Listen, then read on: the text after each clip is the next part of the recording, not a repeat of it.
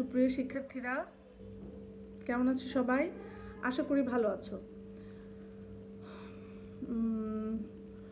বরাবরের মতোই চলমান পদ্ধতিতে অর্থাৎ অনলাইনে ভিডিও ক্লাসের মাধ্যমে তোমাদের দ্বাদশের শিক্ষার্থীদের জন্য যুক্তিবিদ্যার দ্বিতীয় পত্র থেকে একটি টপিক্সের উপর আরেকটি ক্লাস নিয়ে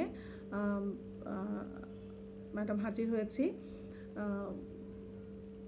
আশা করি তোমরা সবাই প্রস্তুত ক্লাসটি উপভোগ করবার জন্য। আজকে বিষয় হিসেবে বা টপিক হিসেবে আমি যে অধ্যায়টিকে নির্বাচন করেছি সেটা হচ্ছে প্রকল্প। সেটা হচ্ছে কি প্রকল্প, যেটাকে তোমার লজিকে হাইপোথিসিস বলা হয়। প্রকল্প বিষয়টা আসলে অনেক ইন্টারেস্টিং এবং একটা সবচেয়ে মজার বিষয় যেটা আমরা কিন্তু আমাদের দৈনন্দিন জীবনে এই প্রকল্পকে অলওয়েজই অ্যাপ্লাই করে থাকি। সবসময় কোনো না কোনোভাবে এই প্রকল্পের মধ্য দিয়ে আমরা যাই। এখন যুক্তিবিদ্যায় প্রকল্পটা কিভাবে আসলে ব্যবহৃত হচ্ছে বা প্রকল্প কিভাবে যুক্তিবিদ্যাকে সাহায্য সহযোগিতা করছে, যুক্তিবিদ্যার যে উদ্দেশ্য সাধনে বা যুক্তিবিদ্যার যে মূল কার্যক্রম সে বিষয়ে সে কতটুকু সাহায্য করছে, এই বিষয়টা আসলে আমাদের আজকে দেখার বিষয়। এবং যেহেতু আমাদের যুক্তিবিদ্যার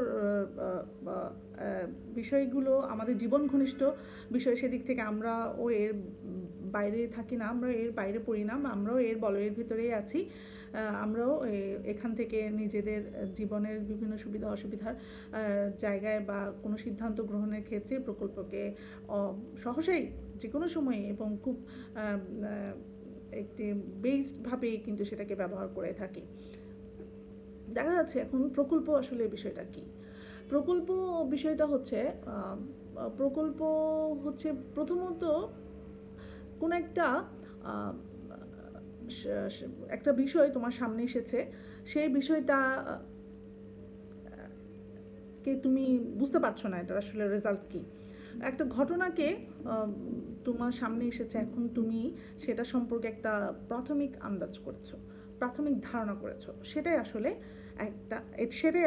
মূলত যে কোনো বিষয় সম্পর্কে যেটা সম্পর্কে মানে তুমি কনফার্ম নও, বাট তোমাকে সেই বিষয়ে কনফার্ম হতে হচ্ছে, তখন কনফার্ম হওয়ার প্রক্রিয়াতে প্রথম যে ব্যাপারটা তুমি করে থাকো বা আমরা করে থাকি সেটা হচ্ছে আমরা একটা ধারণা করে থাকি, আমরা আনুমানিক একটা ধারণা করে থাকি বা আন্দাজ করে থাকি। এই আনুমানিক প্রাথমিক পর্যায়ে আনুমানিক ধারণা বা আন্দাজকে আমরা এখানে প্রকল্প বলব। এখন প্রকল্প বিষয়টা আসলে আমরা যদি আরও ব্যাকে যাই তাহলে দেখা যাচ্ছে আমরা এভাবে বলতে পারি বিষয়টা, যেহেতু আমাদের মূল আলোচ্য বিষয়ের একটা অন্যতম অংশ হচ্ছে যে আরোহ অবরোহ আমরা তো পড়ি, তাই না? যে এই আরোহের আর এক কনক্রিট পর্যায়ের আরও নির্দিষ্ট পর্যায়ের একটি প্রকারভেদ হচ্ছে বৈজ্ঞানিক আরোহ। বৈজ্ঞানিক আরোহ কী করে সবসময়? বৈজ্ঞানিক আরোহের লক্ষ্যই হচ্ছে তোমাকে আকারগত এবং বস্তুগত সত্যতা প্রদান করে। আকারগত এবং বস্তুগত সত্যতা প্রদান করার ক্ষেত্রে নিরীক্ষণ ও পরীক্ষণ কিন্তু আমাদেরকে সহায়তা করে। নিরীক্ষণ পরীক্ষণ আমাদেরকে কী করে? নিরীক্ষণ পরীক্ষণ আমাদেরকে আশ্রয় বাক্যসমূহ কী করে? সরবরাহ করে এবং বস্তুগত সত্যতা নিশ্চয়তা প্রদান করে। এখন নিরীক্ষণের মাধ্যমে আমরা যে আশ্রয় বাক্যগুলো পেয়ে থাকি এদের মধ্যে যদি তুমি সরাসরি কোনো কার্যক্রম সম্পর্ক স্থাপন করতে না পারো, সেক্ষেত্রে কিন্তু আমরা একটা সার্বিক সত্য সিদ্ধান্তে বা সার্বিক সত্য বাক্য প্রতিষ্ঠা করতে আমরা পারি না। সার্বিক সত্য বাক্য কী করতে পারি না? আমরা প্রতিষ্ঠা করতে পারি না। এখন সার্বিক সত্য বাক্য প্রতিষ্ঠা করতে গেলে আমাদের কিন্তু এই নিরীক্ষণের মাধ্যমে প্রাপ্ত ঘটনাবলী বা আশ্রয় বাক্যগুলোর মধ্যে কী করতে হয়? আশ্রয় বাক্যগুলোর মধ্যে একটা কার্যক্রম সম্পর্ক কনফার্ম করতে হয় বা কার্যক্রম সম্পর্ক প্রতিষ্ঠা করতে হয়। তাহলে এখন এই জিনিসটা তো হচ্ছে যে একটা মানে এরকম হতে হবে ব্যাপারটা, যে তুমি সত্যতা অর্জন করতে গেলে তোমার নিরীক্ষণ পরীক্ষণের মাধ্যমে যে আশ্রয় বাক্য বা যে ঘটনাবলীগুলো আমাদের কাছে আসে সেই বিষয়গুলোর মধ্যে একটা সরাসরি কার্যক্রম সম্পর্ক প্রতিষ্ঠা করাই হচ্ছে মূল কাজ। কিন্তু প্রতিষ্ঠা করার মূল কাজ। কেন? কারণ এটা যদি না করতে পারি তাহলে কিন্তু আমরা সার্বিক সত্যবাক্যে উপনীত। আমাদের কিন্তু যে কোনো আমাদের মূল টার্গেটই কিন্তু সত্যতাতে পৌঁছানো বা সত্য একটা জ্ঞান অ্যাচিভ করা, যে কোনো বিষয়ে একটা এক্সট্রিম লেভেলে গিয়ে সেটা মূল বিষয়টা কি সেটা আমরা বের করে নিয়ে আসা। যুক্তিবিদ্যার কাজই কিন্তু সেটা, এবং যুক্তিবিদ্যার একটা অংশ হিসেবে প্রকল্পও কিন্তু তাকে এভাবে সহযোগিতা করছে।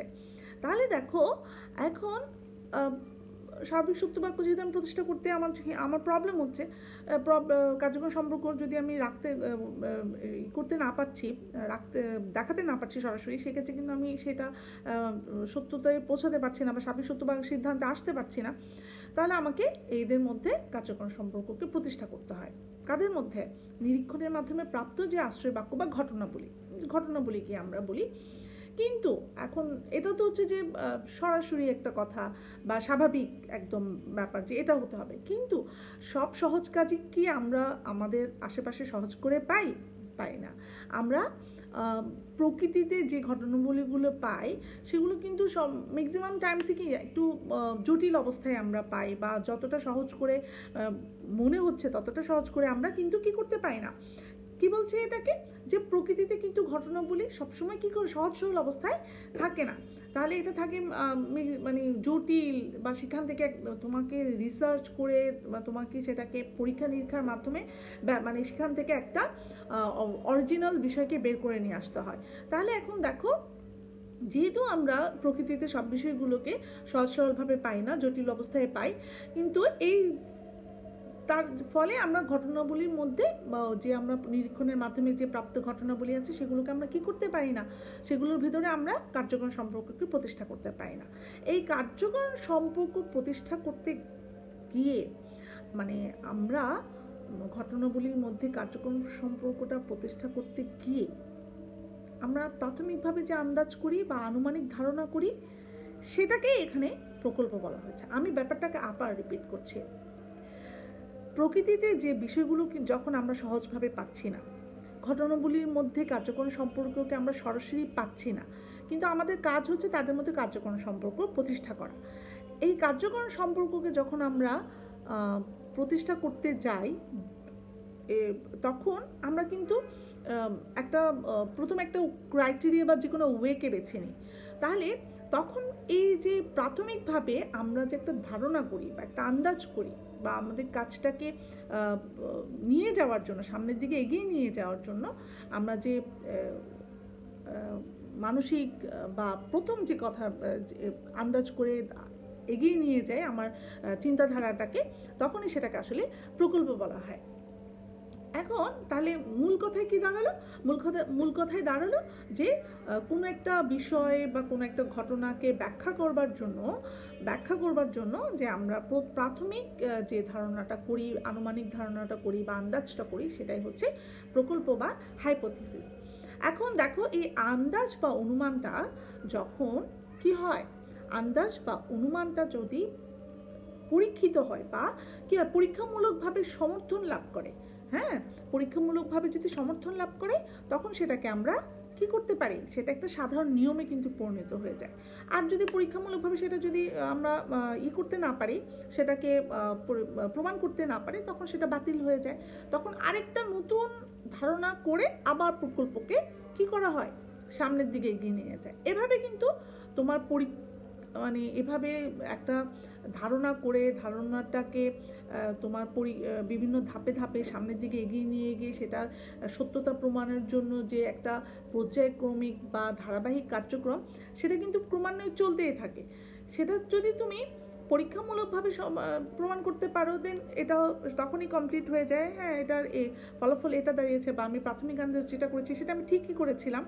যদি সেটা পরীক্ষিত হয় বা সেটা যদি সমর্থন পেয়ে যায় বা আমার আন্দাজের সাথে আমার রেজাল্ট মিলে যায়, তখন কিন্তু বিষয়টা এমনটাই দাঁড়ায়। কিন্তু যদি না মিলে, তখন কিন্তু তোমাকে নতুন করে আবার একটা ধারণা করতে হয়, এবং ধারণা করে তুমি আবার সেটাকে ধারাবাহিকভাবে যে নিয়ম আছে, যে ধারাবাহিক প্রকল্প করবার যে স্তরগুলো আছে, সেগুলোর মাধ্যমে কিন্তু তুমি কি করো, আবার যাও। এভাবে কিন্তু পর্যায়ক্রমে বাই সার্কেল, এটার একটা চক্রাকারে কিন্তু বিষয়টা ঘটতেই থাকে। এখন এটা কীরকম সেটা এটা তো আমরা একটা ব্যাখ্যা দেওয়ার চেষ্টা করলাম, একটা উদাহরণ দিয়ে কিন্তু আমরা সেটাকে আরও ক্লিয়ার হতে পারি। কীরকম সেটা, যেমন ধরো আমাদের জ্বর হচ্ছে অহরহ হচ্ছে। এখন জ্বর হলেই কিন্তু আমরা ভয় পেয়ে যাচ্ছি যে স্পেসিফিক আসলে এটা কী।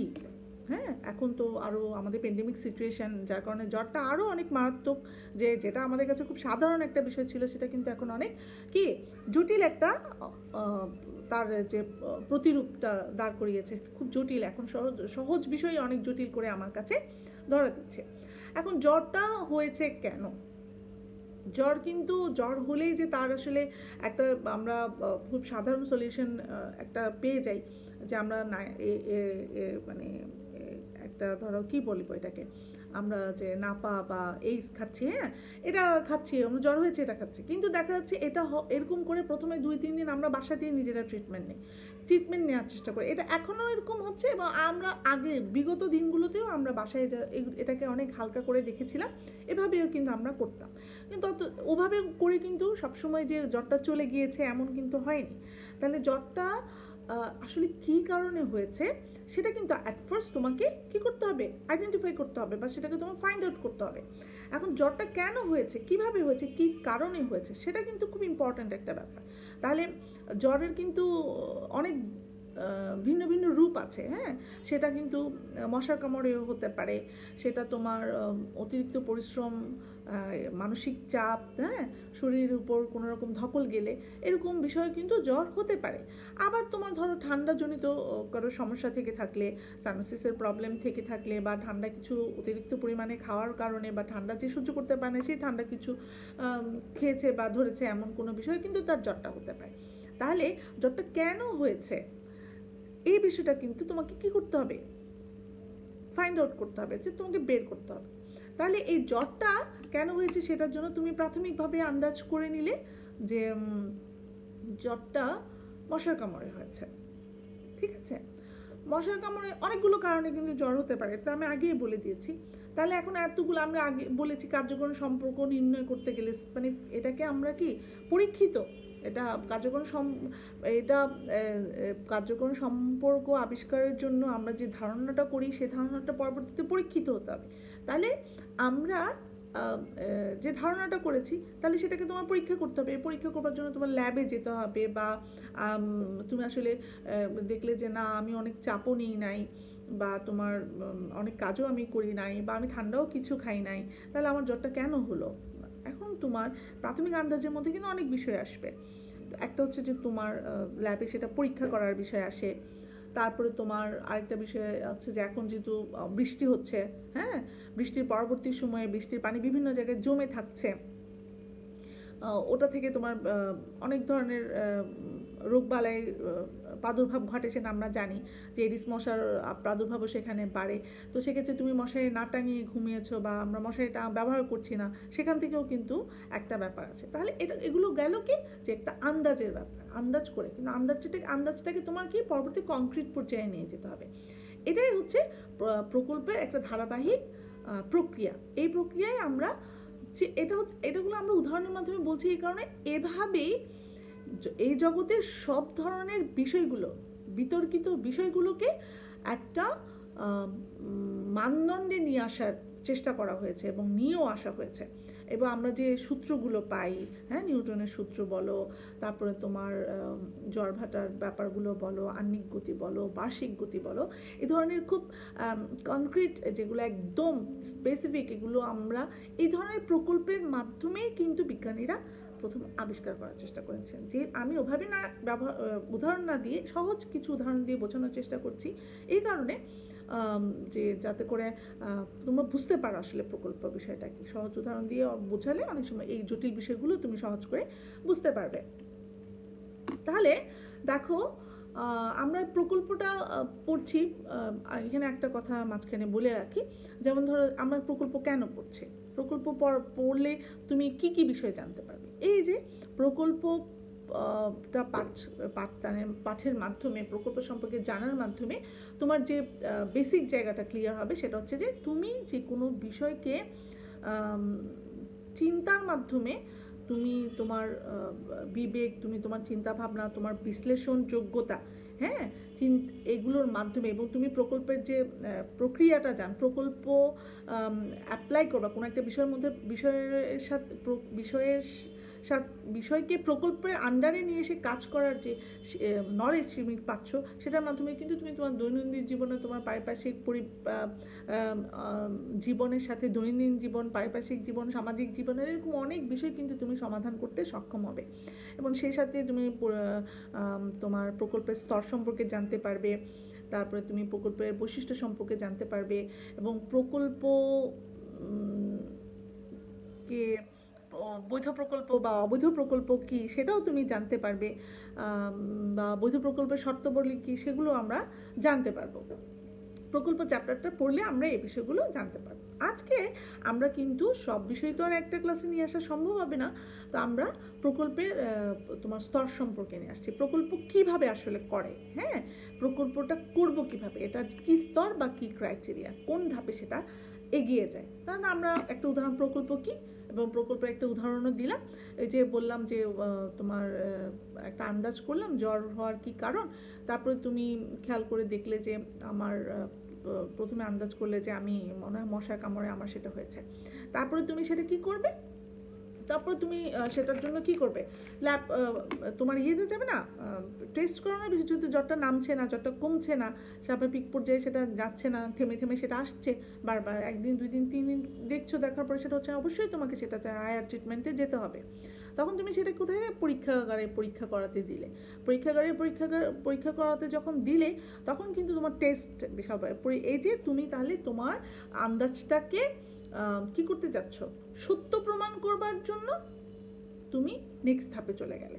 তারপরে সেখান থেকে যে রেজাল্টটা আসলো, হ্যাঁ, সিদ্ধান্ত দেখা যায়, হ্যাঁ, সেখানে সেরকম পজিটিভ কিছু আসছে, তাহলে তোমার আন্দাজটা কি হতে যাচ্ছে, হ্যাঁ, রেজাল্টের দিক থেকেও সত্য হতে যাচ্ছে। এবং তোমার যে চিন্তা ভাবনা, সেই সাথে পরীক্ষণ যখন অ্যাড হয়ে গেল, সেই সাথে তুমি যখন সিদ্ধান্ত নিলে, তারপরে তোমার যে সব যাবতীয় এই বিষয়গুলোর মাধ্যমে তুমি কিন্তু এটার একদম লাস্ট পর্যায়ে গিয়ে দেখলা যে আসলে আমার জ্বরটা কেন হয়েছিল। তাহলে তোমার জ্বর আসার যে প্রাথমিক চিন্তা ভাবনা ছিল, সেই চিন্তা ভাবনার সাথে বাস্তবতা মিলে গেছে। বাস্তবতা যখন মিলে যায়, তখন সেই প্রকল্পটা কি হয়, সত্য হয়। আর বাস্তবতার সাথে সেটা না মিললে তখন সেটা কি হয়, সেটা অর্থহীন হয়ে যায়, ব্যর্থ হয়ে যায়। তখন তোমাকে নতুন করে আবার কি করতে হয়, আরেকটা নতুন প্রকল্পের আরেকটা প্রাথমিক আন্দাজ করে সেই অনুযায়ী এই প্রকল্পটাকে আবার এগিয়ে নিয়ে যেতে হয়। কেন বলছি এই কথা, যে তোমার টেস্টে হয়তো বা এটা আসে নাই, ঠিক আছে, এখন তুমি বলছো যে তাহলে এটা কোনটাই আমার হলো না, তাহলে আমার জ্বরটা কেন আসলো, এটা তোমার যেমন টেনশন থাকবে, এবং যারা ট্রিটমেন্ট করবে তাদেরও এই ব্যাপারটা, তারা করে তোমাকে আবার টেস্ট দিবে, ঠিক আছে। প্রথমে ব্লাড টেস্ট দিয়েছে, তারপরে সেটাতে কিছু হলো না, তারপরে তোমার দেখাচ্ছে ইউরিন টেস্ট, এই টেস্ট, হ্যাঁ, অনেক ধরনের টেস্ট কিন্তু তোমাকে দিতে পারে। কেন সেটা করবে, যে ওরা একটা কংক্রিট সত্যে পৌঁছাতে চায় কেন এটা হয়েছে, বা তোমার জ্বর আসার সাথে জ্বর এবং তোমার জ্বর আসার ভেতর এটার মধ্যে কোথায় কানেক্টিভিটিটা আসছে, বা রিজন এবং ঘটনা, কারণ এবং কার্যের মধ্যে কানেক্টিভিটিটা কোথায়, কী কারণে, সে কি তার মধ্যে কী বিষয়টা সেখানে মধ্যস্থতা করছে, এই বিষয়টা এখানে তারা বের করতে চাচ্ছে। এখন দেখো আমরা প্রকল্পকে আমরা কিভাবে আসলে, আমরা যে বললাম যে একটা প্রাথমিক আন্দাজ যদি সত্য হয়ে যায়, পরীক্ষার মাধ্যমে সেটা সত্যতা লাভ করে, তাহলে সেটা আমরা একটা সাধারণ নিয়মেও পৌঁছে যায়, সেটা সফল প্রকল্পে পরিণত হয়। আর যদি সেটা অর্থহীন হয়ে ব্যর্থ হয়, না বাস্তবতার সাথে না মিলে, তখন সেটা অর্থহীন হয়ে যায়, সেটা আমরা বলেছি। তাহলে দেখো আমি এখানে তোমাদেরকে একটা সার্কেল দেখাতে চাই, আমি জানি না তোমরা কীভাবে সেটা দেখবে, খেয়াল করে দেখো। এখানে আমি প্রকল্পকে দেখানোর চেষ্টা করেছি, এখানে এটা হচ্ছে প্রকল্প, এটা অবরোহণ প্রক্রিয়ার মাধ্যমে আমরা ভবিষ্যৎবাণীসমূহ দিকে গমন করে। ভবিষ্যৎবাণী সম্পর্কে আমরা এখানে কী বলবো, যে আমরা ধারণা, এই যে একটা ঘটনা ঘটেছে, এটা এই কারণে ঘটেছে, হ্যাঁ, যেমন ম্যালেরিয়া জ্বর মশার কামড়ে ঘটেছে, এই বিষয়টা দিকে চলে গেছে, তারপরে সেটা সেই অনুযায়ী নিরীক্ষণ কাজটা চলবে, সেটা অবজারভেশনে চলে যাবে, যে অবজারভেশন লেভেলে পাস করবার পরে সেটা কি হবে, তোমার দেখা যাবে টেস্ট অফ প্রেডিকশনস, হ্যাঁ, সেটা পরীক্ষণে চলে যাবে। পরীক্ষণে যখন চলে যাবে সেটা আবার আরোহ প্রক্রিয়ার মাধ্যমে হয় প্রকল্প হবে, নতুবা প্রকল্প হবে না। আর যদি প্রকল্প হয়ে যায় তো এখানেই তার শেষ, আর যদি প্রকল্প না হয় সেক্ষেত্রে সেটা আবার চক্রাকারে ঘুরতে থাকবে।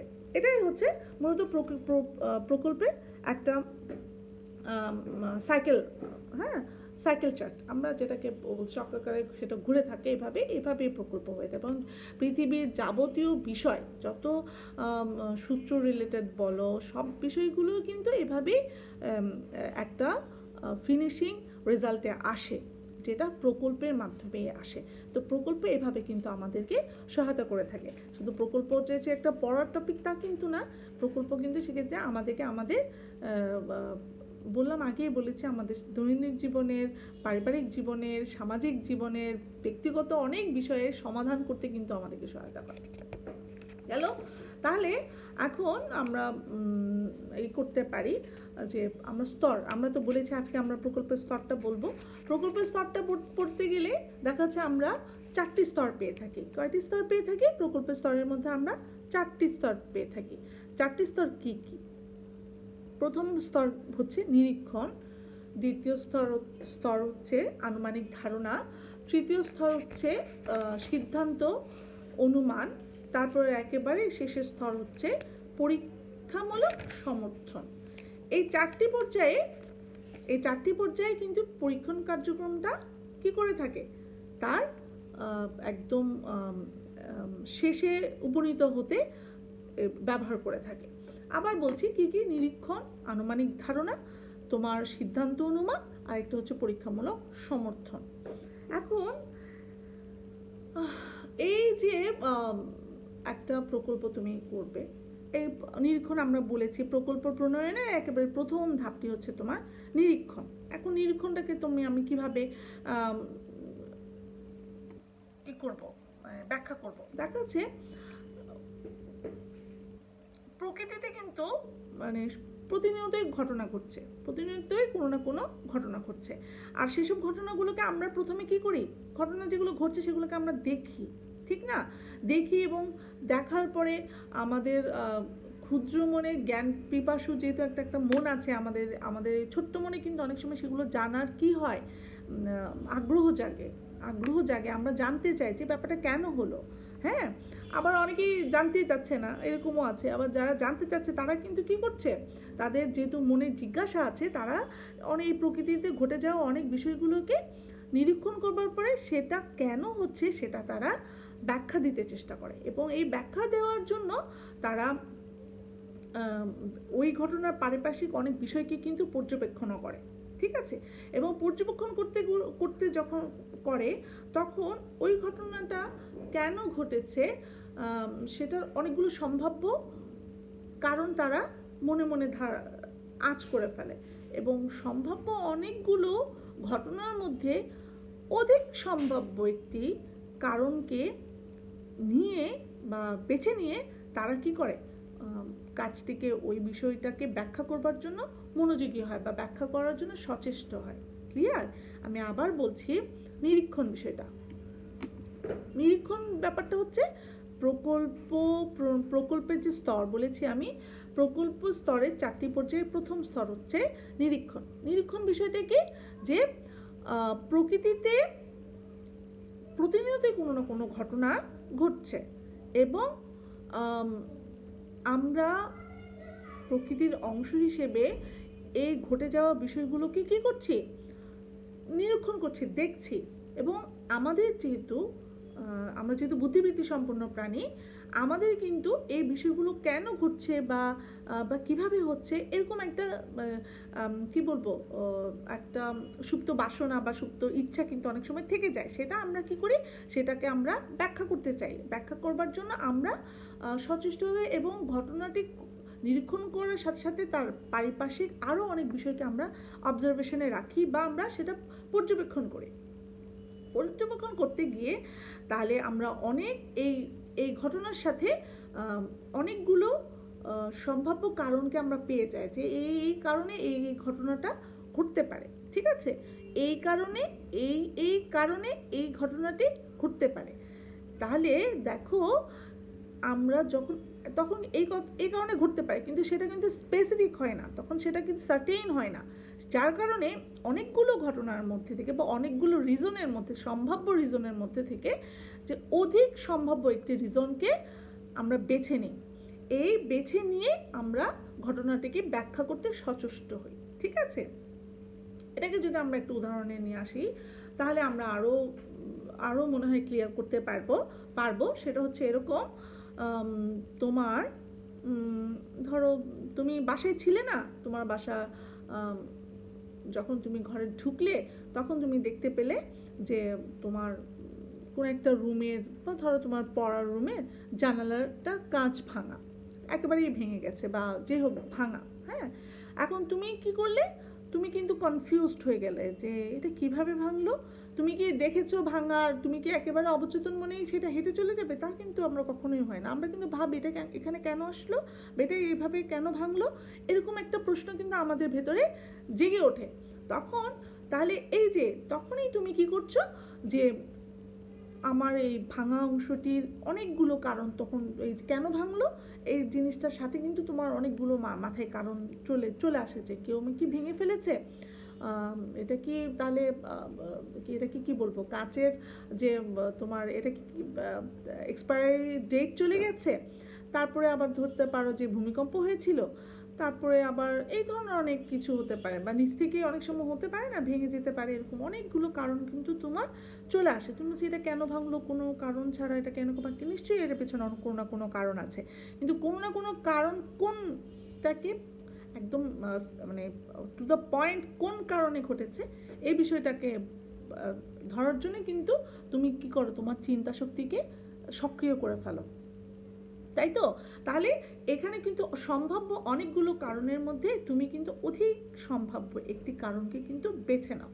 তোমার প্রথমেই কিন্তু মাথায় এসেছে এটা নিজে নিজে ভেঙে গেছে মনে হয়, হ্যাঁ, আবার কি আমি বাইরে থাকা অবস্থায় কি কখন ভূমিকম্প হলো, ভেঙে গেল, মানে জার্কিংয়ে মানে ঝাঁকানিতে ভেঙে এলো, এরকম একটা বিষয় মাথায় আসতে পারে। আবার কি কেউ ঢিল মেরেছে ভাঙলো, এরকম একটা ব্যাপার। হ্যাঁ, এই যে বিষয়টা ঢিল মেরে ভাঙতে পারে, কেউ বল পড়ে ভাঙতে পারে, ইচ্ছাকৃত ভাঙতে পারে, অনেক ধরনের বিষয়, বা কেউ ক্রিকেট খেলেছে তাদের বলে সেও ভাঙতে পারে, এরকম অনেকগুলো কারণ কিন্তু তোমার মাথায় কিন্তু ঘুরতে থাকে। কিন্তু তুমি কিন্তু প্রত্যেকটা বিষয় নিয়ে কিন্তু কি কাজ করো না, তুমি চিন্তা করো যে না দেখি তো অধিক সম্ভাব্য কোনটা হতে পারে। তুমি কাচে ভাঙার কিভাবে ভেঙেছে, বা কাচ কিভাবে কীরকম করে ভাঙলো, বা গুঁড়া হলো কি বেশি বেশি করে ভাঙলো, বা ফুটা কীরকম করে হলো, সেটার উপর তুমি একটা কী করো, অবজারভেশন করো না, এবং তুমি চিন্তা করো যে এই যে তোমার মনের মধ্যে অনেকগুলো ধারণা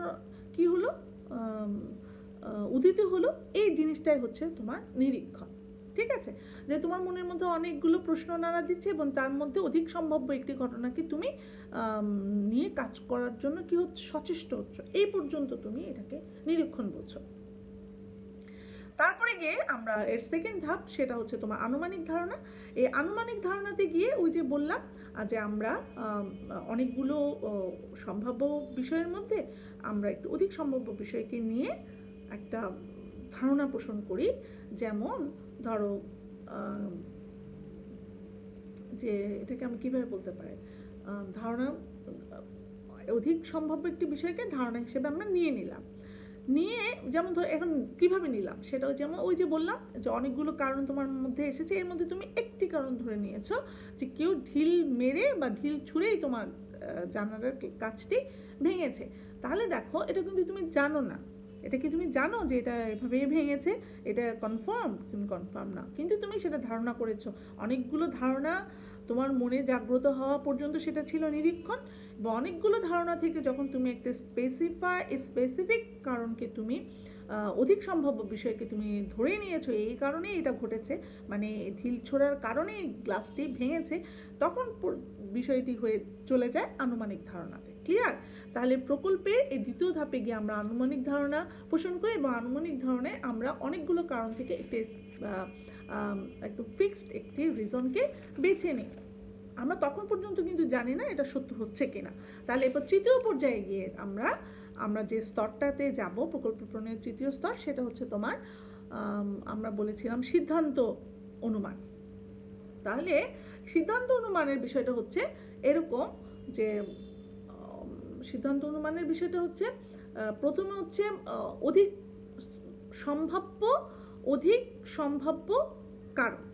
সম্ভাব্য কারণ থেকে আমরা আনুমানিক ধারণা উপনীত হই, এবং উপনীত হওয়ার পরে আমরা সিদ্ধান্ত গ্রহণ করি। ঠিক আছে, সিদ্ধান্ত গ্রহণ কিরকম? সেটা সিদ্ধান্ত গ্রহণ হচ্ছে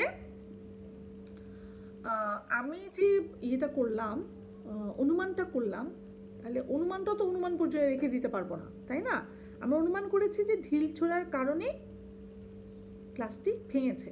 তাহলে এখন আমার সিদ্ধান্ত গ্রহণের ব্যাপার। সিদ্ধান্ত গ্রহণ করতে হলে আমাকে তো যাচাই করতে হবে বিষয়টা, বা মানে আমার তো সেটা জানতে হবে যে আসলেই সেটার জন্য হয়েছে কিনা। হ্যাঁ, তাহলে আমাকে আমার ধারণাটা যাচাই করে নিতে হবে। আমাকে যখন আমার ধারণাটা যাচাই করে নিতে হবে, তখন কিন্তু আমার সেখানে কি পর্যবেক্ষণ লেভেলটাকে আরও বাড়িয়ে দিতে হবে, যে আমাকে খুঁজতে হবে যে আমি যে কথাটা বললাম সেটার কোনো প্রমাণ বা সূত্র আমি ঘরে পেয়ে যাই কিনা। ঠিক আছে, তাহলে সে চিন্তা করলো, তো তুমি চিন্তা করলে যদি আচ্ছা ঠিক আছে, ভালো কথা, এটা ঢিল ছুঁড়ার কারণে জানালাটি ভেঙেছে, ইটস ওকে। তাহলে তো ঢিল যদি ছুঁড়েই থাকে, তাহলে ঢিলের অংশ বিশেষ বা ঢিলটা আমি আমার কক্ষের ভেতরে বা বাইরে কোথাও না কোথাও পাবো।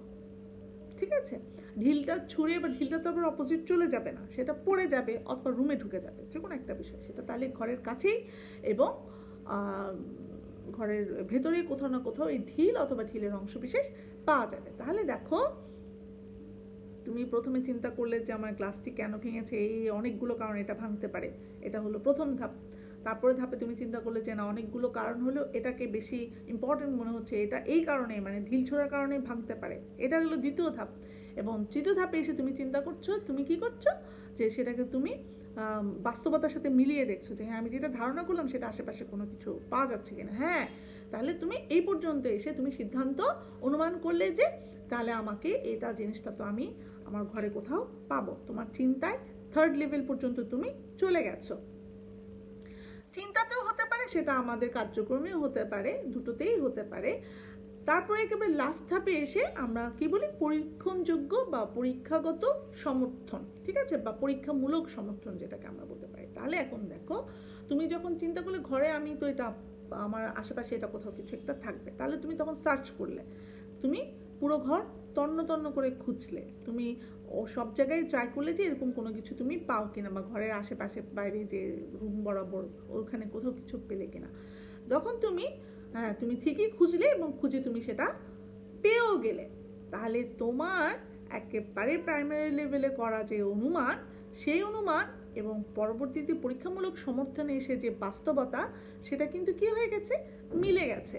তার মানে তোমার জানালার, ঘরের পড়ার রুমের জানালা কাঁচ ভাঙার যে কারণটিকে তুমি আনুমানিক ধারণায় নিয়ে তোমার চিন্তাভাবনাকে অগ্রসর করেছো, বা সেটাকে প্রমাণ করবার জন্য তুমি সচেষ্ট হয়েছো, বা সত্যটা জানার জন্য তুমি সামনের দিকে অগ্রসর হয়েছো, তাহলে সেটা কিন্তু কি হলো, যে লাস্ট পর্যন্ত সত্য হলো, যখন তুমি তোমার রুমের সত্যিই কোনো আনাচে কানাচে সেটার একটা অংশ পেয়ে গেছো। তখন এই বিষয়টা তোমার কাছে কি হয়ে যায়, সত্য উপনীত হয়ে গেছে। এবং এভাবে, এটা তো একটা গেল একটা ঘটনাকে ব্যাখ্যা করার মধ্যে দিয়ে, এভাবে কিন্তু আমরা আরও অনেক বিষয় এরকম করেছি। আমি তো আগেই বলেছি, বিভিন্ন সূত্রগুলো এভাবে আমরা প্রমাণ করেছে বিজ্ঞানীরা। তোমার ধরো প্রথম একটা এরকম করেই একটা আন্দাজ করার মধ্যে দিয়ে পরবর্তী সেটা ডিটেলস একটার পর যদি কোনো কারণে ফেলিওর হয়, সেখানে সেটা আবার ব্যাক করেছে, নতুনভাবে আবার ট্রাই করেছে। তো এইভাবেই হয়েছে। এটা একটা উদাহরণ দিয়ে বোঝানোর চেষ্টা করার মাত্র, যাতে করে তুমি সহজভাবে বুঝতে পারো যে এভাবে প্রত্যেকটা ঘটনাকে আমরা চাইলে যে সেটাকে তার মূল জায়গাটা আমরা কি করতে পারি, ফাইন্ড আউট করতে পারি, বা ফাইন্ড আউট করার চেষ্টা করতে পারি।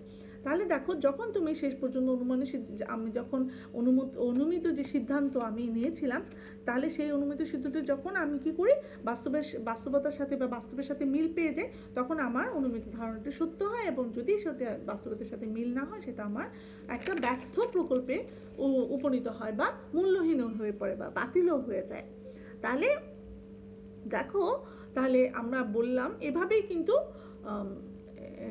প্রকল্প তার এই 4টি স্তরের মাধ্যমে সঠিক প্রকল্প অথবা বেঠিক প্রকল্পে পরিণত হয়, এবং সেক্ষেত্রে কিন্তু তোমার চিন্তা শক্তি, তোমার আন্দাজ করবার যোগ্যতা বা যৌক্তিকতাটা তোমাকে এখানে অনেকাংশে সহযোগিতা করে বা আমাদেরকে সহযোগিতা করে বা সবাইকে সহযোগিতা করে। তাহলে যে কোনো বিষয়ে প্রকৃত সত্য উদ্ঘাটনে কিন্তু প্রকল্প কি করে, গুরুত্বপূর্ণ ভূমিকা পালন করে। এটা কিন্তু আমি বোঝানোর চেষ্টা করেছি যে এটা একটা উদাহরণের মাধ্যমে বলেছি। এটা ধরো একটা অনেকটা ডিটেকটিভ টাইপের একটা ব্যাপার, স্টোরিতে মতো, হ্যাঁ, বা সিআইডির বিষয়গুলো তোমরা এইভাবে খেয়াল করে দেখতে পারো। সিআইডি যারা দেখো, যাদের খুব পছন্দের বিষয়, তারা কিন্তু আমরা যারা কম দেখি তারা অনেক সময় যে বুঝতেই পারি না যে আসলে কোনটা ধরে তারা আগাচ্ছে। তারা দেখো সিআইডি থেকেও কিন্তু সিআইডিতেও যে কাজগুলো করলে সেটাও কিন্তু অনেকটা প্রকল্পের সাথে রিলেটেড। তারা কিন্তু একটা ঘটনাকে প্রথমে বুঝতেই পারে না বিষয়টা কি, তারপরে তারা ধরে নিয়ে যে কোনো একটা জিনিসকে ধরে নিয়ে কিন্তু আগায়। ঠিক আছে, আমরা কিন্তু আজকে যেভাবে প্রকল্পকে বোঝানোর চেষ্টা করলাম, তাতে কিন্তু আমরা এন্ড অফ দ্য লাস্ট আমরা কি করেছি, আমরা কিন্তু সাকসেস হয়েছে। আমরা কিন্তু বলেছি যে প্রকল্পটা সত্য প্রমাণিত হয়েছে, কিন্তু আমি তো এটা সফলভাবে শেষ করার চেষ্টা করেছি, কিন্তু এটা বিফলও হতে পারতো। এটা আমি বিফল প্রকল্প হিসেবে আমি সেটাকে এক্সপ্লেন করি নাই, ব্যর্থতা দিয়ে শুরু করি নাই। কিন্তু এই সিআইডি দেখেও কিন্তু তোমরা অনেক সময় এটা বুঝতে পারবে যে সিআইডির বিষয়টা কীরকম, যে প্রথমে ওরা কিন্তু একটা ধারণা করে, কিছু দূর যাওয়ার পরে দেখা যাচ্ছে যে ওইটার সাথে ওদের চিন্তা ভাবনার সাথে ঘটনার কোনো সংশ্লিষ্টতাই তারা খুঁজে পাচ্ছে। তখন তারা কিন্তু সেখান থেকে বা প্রথম থেকে আরেকটা নতুন ক্লু বের করে, ওই ক্লু অনুযায়ী তারা আবার ঘুরে, হ্যাঁ, এভাবেই করে কিন্তু 2-3 বার তারা তাদের সিদ্ধান্ত পাল্টায়, তাদের ধারণা পাল্টিয়ে লাস্টে গিয়ে এমন একটা জায়গা থেকে তারা উদ্ঘাটন করার চেষ্টা করে যেটা তুমি আমি কখনোই চিন্তা করি না। এরকম হয় না? এটা কিন্তু একটা খুব প্রকল্পে একটা উৎকৃষ্ট উদাহরণ আমি বলতে পারি। তোমরা এভাবে চিন্তা করলেও সেটা বের হবে। আমরা আমাদের দৈনন্দিন জীবনে ঘটে যাওয়া এরকম অনেক বিষয় কিন্তু আমরা এই প্রকল্পের আওতায় নিয়ে এসে এগুলো ছোটোখাটো অনেক বিষয় আমরা এই অনুযায়ী করে থাকি। আমি মনে হয় তোমরা বুঝতে পেরেছ। ধন্যবাদ সাথে থাকবার জন্য। ভালো থেকো সবাই। আশা করি আগামী ক্লাসে ভালো থাকলে, সুস্থ থাকলে ইনশাল্লাহ দেখা হবে। ততদিন পর্যন্ত সবাই ভালো থাকো। Stay blessed, stay safe with your nice family members. Okay, আল্লাহ হাফেজ।